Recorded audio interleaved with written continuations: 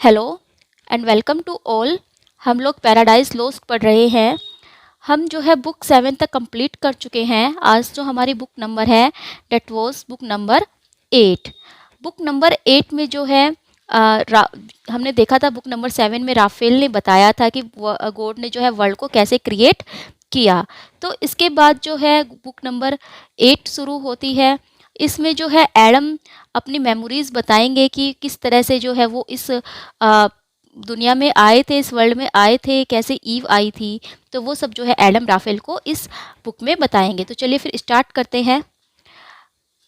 Book 8 start होती है। Rafale जो है अपनी बातें ख़त्म कर चुके हैं। एडम उनको थैंक्स कहता है, लेकिन अभी भी जो है एडम क्यूरियस हैं जानने के लिए। वो पूछते हैं कि जो ये ह्यूज स्टार्स है, प्लैनेट्स है, ये सब क्यों घूमते हैं और अर्थ रैदर देन द अर्थ, यानी कि ये अर्थ पर नहीं घूमते और जगह जो है ये क्यों घूमते रहते हैं। ईव जो है उठती है वहाँ से और वो गार्डन की ओर चली जाती है। वो इसलिए गार्डन की ओर नहीं जाती क्योंकि उसे इंटरेस्ट नहीं है, यानी कि ऐसा नहीं है कि ईव को इंटरेस्ट नहीं आ रहा है बातों में, लेकिन वो जो है ये सब बातें एडम से सुनना पसंद करेगी। उसे लगता है क्योंकि जब एडम उसे सुनाएगा ये सब बातें तो वो साथ साथ उसको छोटे छोटे किसेस भी देगा। तो इसीलिए जो है ईव वहाँ से उठकर चली जाती है। तो राफेल जो है फिर कहते हैं कि इट डजेंट रियली मैटर कि अर्थ ही घूमता है या हेवन घूमती है। अगर अर्थ और हेवन घूम रहे हैं, मूविंग कर रहे हैं, तो इसका कोई मतलब नहीं है, इससे कोई फ़र्क नहीं पड़ता। कुछ चीज़ें ऐसी है जो गॉड ने कंसील की हुई है, जो गॉड ने जो है छिपा रखी है, जिसके बारे में किसी को भी नहीं पता। उसके बाद वो एडम से ये भी कहते हैं कि solicit not thy thoughts with matters he leave them to God above, यानी कि कुछ ऐसी चीज़ें जो कि छिपी हुई हैं उनको जानने की कोशिश तुम मत करो और उनको गॉड पर छोड़ दो। तो एडम जो है यहाँ पर सेटिस्फाई हो जाते हैं और वो कहते हैं कि हाँ ठीक है, मैं समझ गया हूँ, मुझे कोई भी जो है वरी करने की ज़रूरत नहीं है, मुझे किसी भी पॉइंट पर चिंता करने की ज़रूरत नहीं है, क्योंकि जो गॉड ने बनाया है किसी पर्पज़ से ही बनाया होगा। गॉड ने जितनी भी चीज़ें यूनिवर्स में बनाई है, जो भी स्टफ़ जो है गॉड का यूनिवर्स में है, वो सब जो है उनके किसी पर्पज़ से ही होगा। तो इसीलिए मुझे किसी भी बारे में चिंता करने की आवश्यकता नहीं है। उसके बाद एडम कहते हैं कि मैं जो हूँ तुम्हें कुछ अपनी अर्लीस्ट मेमोरीज़ बताना चाहूँगा, क्या आप ये सुनना पसंद करोगे? तो राफेल कहते हैं कि हाँ बिल्कुल, मैं जो है खुशी खुशी ये सुनना पसंद करूँगा, क्योंकि जिस टाइम एडम सबसे पहले जागा था, यानी कि एडम का जब जन्म हुआ था, जब गॉड ने एडम को क्रिएट किया था, तो उस टाइम राफेल वहाँ पर मौजूद नहीं थे, क्योंकि गॉड ने राफेल को हेल का गेट देखने के लिए भेज दिया था। तो राफेल कहते हैं कि मुझे नहीं पता कि तुम्हारा जन्म कैसे हुआ था, तो मैं ये ज़रूर जानना चाहूँगा।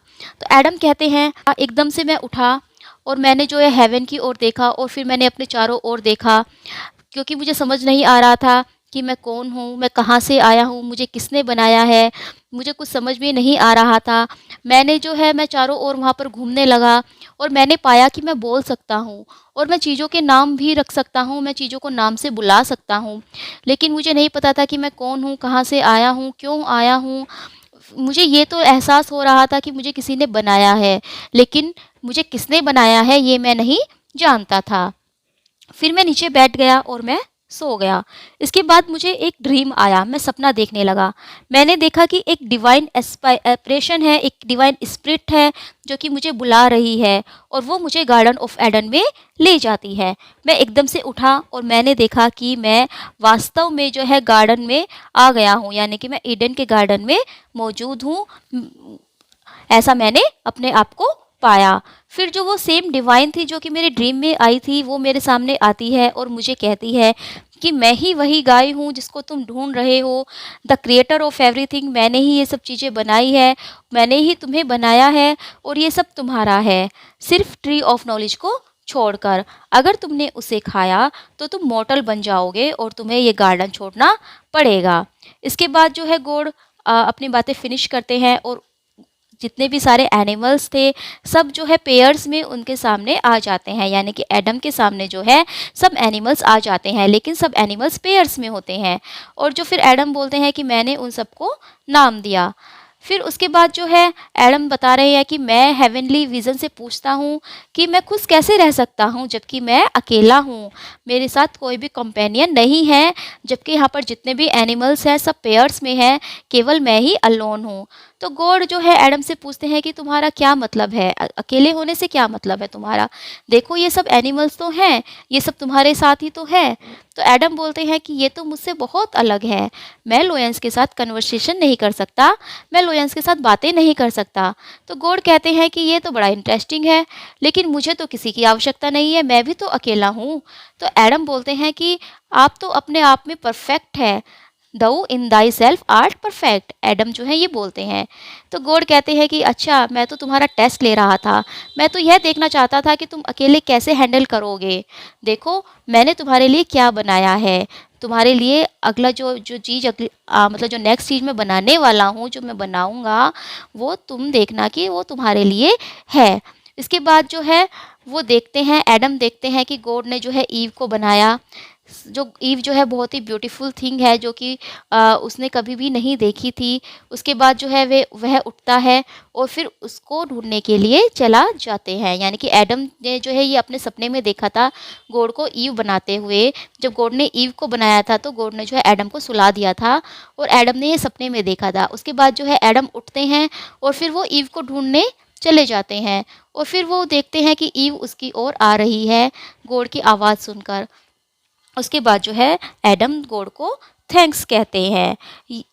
जब हमने एक पहले बुक में जब ईव ने अपनी स्टोरी सुनाई थी कि ईव जो है एक मतलब लेक से उठी थी, उसने अपनी रिफ्लेक्शन देखी थी, उसके बाद वो किसी वॉइस को सुनकर एडम के पास आई थी। तो यहाँ पर वही सीन क्रिएट हो रहा है, यानी कि एडम जो है ईव को देखते हैं अपने ओर आते हुए, ईव कोई आवाज़ सुनकर उनकी ओर आ रही थी। इसके बाद जो है वो ईव को मैरिज बॉवर में ले जाते हैं अपनी, जहाँ पर जितने भी बर्ड्स हैं पैराडाइज के वो सिंगिंग कर रहे हैं, वो गाना गा रहे हैं और उसके बाद जो है वो ईव को प्यार करते हैं। राफेल जो है एडम से कहते हैं कि तुम्हें केयरफुल रहना होगा, तुम्हें जो ईव की ब्यूटी है उससे उसमें ज़्यादा ओवर एव्ड नहीं होना है, यानी कि तुम्हें ईव की ब्यूटी में आगे अधीन नहीं होना है। सी वो कहते हैं कि Eve is worthy of your love but not your subjection, यानी कि वो इतनी तो वर्ती है कि तुम उसे प्यार करो, वो तुम्हारे प्यार के लिए तो योग्य है, लेकिन तुम्हारी अधीनता के लिए नहीं। तो एडम कहते हैं कि मैं समझता हूँ, आप चिंता मत कीजिए। उसके बाद फिर वो एंजल से पूछते हैं कि क्या एंजल्स प्यार नहीं करते। तो राफेल जो है हंसते हैं, ब्लश वो करते हैं और उसके बाद कहते हैं कि एंजल्स बहुत खुश है और there is no happiness without love, यानी कि बिना प्यार के तो हैप्पीनेस होती ही नहीं। उसके बाद जो है वो एडम से कहते हैं कि अब ये टाइम जो है मेरे जाने का है और फिर वो एडम से कहते हैं कि तुम्हें जो है गॉड की ओबे करनी है और जो टेम्पटेशन होने वाला है, यानी कि जो प्रलोभन होने वाला है, तुम्हें उसे रेसिस्ट करना है, तुम्हें उसे रोकना है और मुझे और जो दूसरे एंजल्स हैं उसको जो है तुमसे बहुत ज़्यादा होप है। ऐसा कहकर जो है राफेल वहाँ से चले जाते हैं, वो दोनों एक दूसरे को गुड बाय कहते हैं और राफेल हेवन में वापस लौट जाते हैं। तो यहाँ पर जो है बुक 8 फिनिश होती है।